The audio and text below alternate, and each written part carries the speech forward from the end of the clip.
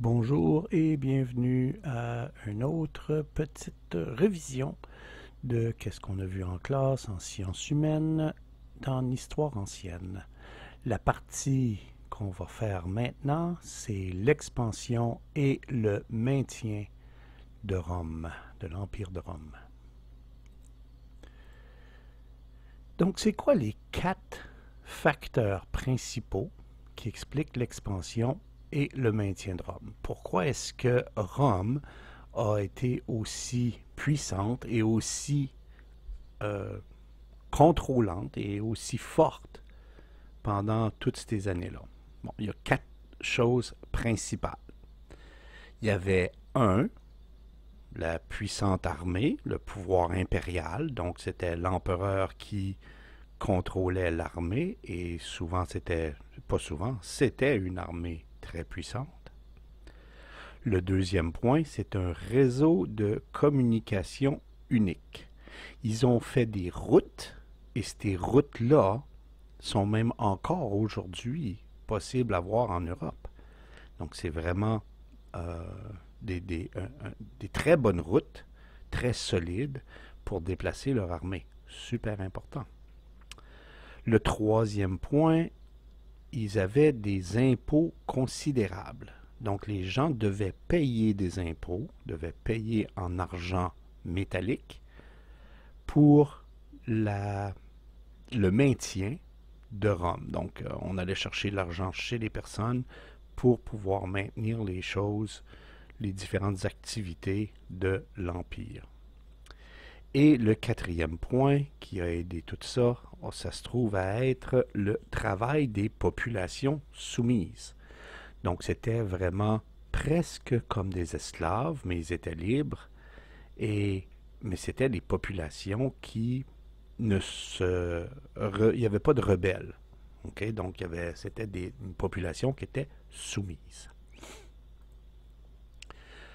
Donc maintenant, on va regarder plus en détail chacune de ces parties-là. Donc le pouvoir ou la puissance de l'armée et le pouvoir impérial.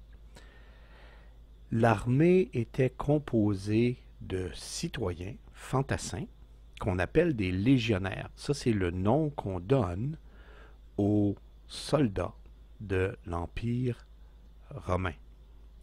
Donc, c'était des gens qui étaient là. Tu devais faire partie de l'armée en tant que légionnaire. Tu n'avais pas le choix. Et c'était une armée qui était extrêmement disciplinée. Le fait que la Rome s'agrandissait comme il s'est agrandi a permis de recruter beaucoup plus de personnes parce que qu'ils allaient dans l'armée, ils étaient considérés comme citoyens à partir de là. Donc, les gens voulaient faire partie de l'armée pour pouvoir devenir citoyens romains. Il y avait des avantages pour eux autres à faire ça. Ainsi, ils ont regardé aussi, et ça, c'était une grosse force de l'armée romaine, ils étaient capables de regarder comment est-ce que les autres se battaient, contre qui ils se battaient. Ils étaient capables de regarder leur sorte d'armes, leur technique, et ils adaptaient ces sortes d'armes-là et ces techniques-là pour pouvoir les rendre encore meilleures et de battre les armées contre qui ils se battaient. D'ailleurs, j'ai déjà parlé de ça en classe avec vous autres, au sujet de ces armées-là, les techniques, les différentes techniques de combat, etc. Donc, on se rappelle, c'est juste une petite revision ici de ça. C'est pas tout le cours au complet. Et ils ont même fait des frontières. Le mur de Hadrian, okay, qui marque la frontière entre l'Angleterre et l'Écosse. Ils se sont rendus jusque-là, ils se sont rendus jusqu'en Écosse, les Romains, et pour les aider à protéger leurs frontières, ils ont construit un mur, et ce mur-là, comme on a déjà vu, je t'ai déjà montré en classe, le mur d'Adrien. Il y a aussi Une autre chose qui était importante lorsqu'on parle du pouvoir impérial, l'empereur détient un pouvoir non héréditaire. Donc ça veut dire que c'est pas nécessairement comme son fils qui va prendre la place, mais c'est bien ils occupent la fonction d'impérator à vie. Donc tant et aussi longtemps que la personne est là, qu'il est vivant, euh, c'est ce qu'il fait. Il contrôle l'empire parce que c'est un impérator. Il commande l'armée, okay? Et c'est comme ça aussi qu'il est capable de maintenir son pouvoir. S'il n'y avait pas d'armée, il y aurait des problèmes à maintenir son pouvoir.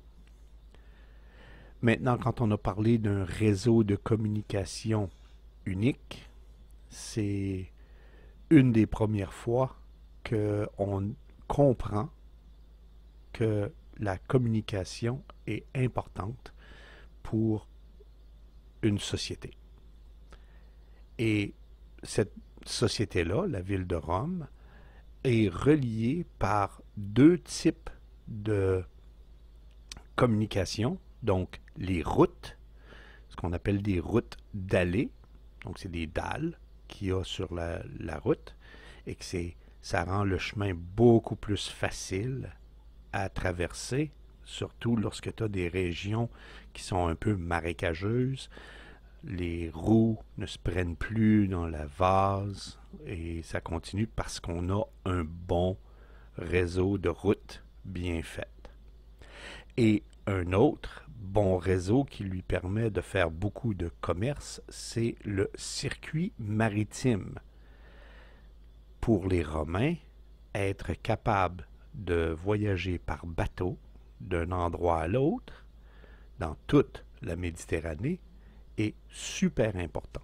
Donc ça, c'est le réseau de communication unique. On parle aussi de impôts considérables versés en monnaie métallique. Donc ici, l'empereur, à chaque fois, contrôle ce qu'on appelle le pouvoir de frappe. C'est lui qui contrôle l'argent. Tout l'argent qui est donné aux gens lors des échanges peut être utilisé seulement s'il y a l'image de l'empereur sur l'argent. Donc à chaque fois qu'un empereur meurt, il fait sa propre monnaie et il dit « cette monnaie-là est la mienne, point ».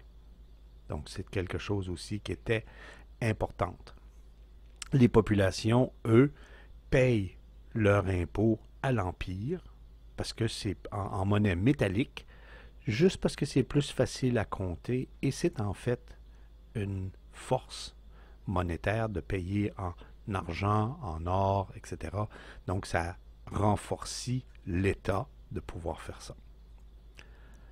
Et finalement, le travail des populations soumises. Il y avait beaucoup de produits qui étaient faits par les paysans, les artisans. Il y avait beaucoup de choses que les populations devaient faire. Ils devaient payer leur impôt, ils devaient faire ça. Et personne ne se révoltait. C'était important pour Rome de garder le contrôle en empêchant les gens de se révolter. Et comment est-ce qu'on faisait ça? Well, plusieurs des personnes qui étaient là étaient des esclaves. Et ces esclaves-là, on avait le droit de vie ou de mort sur les personnes. C'était une main-d'œuvre qui était nombreuse, qui était économique.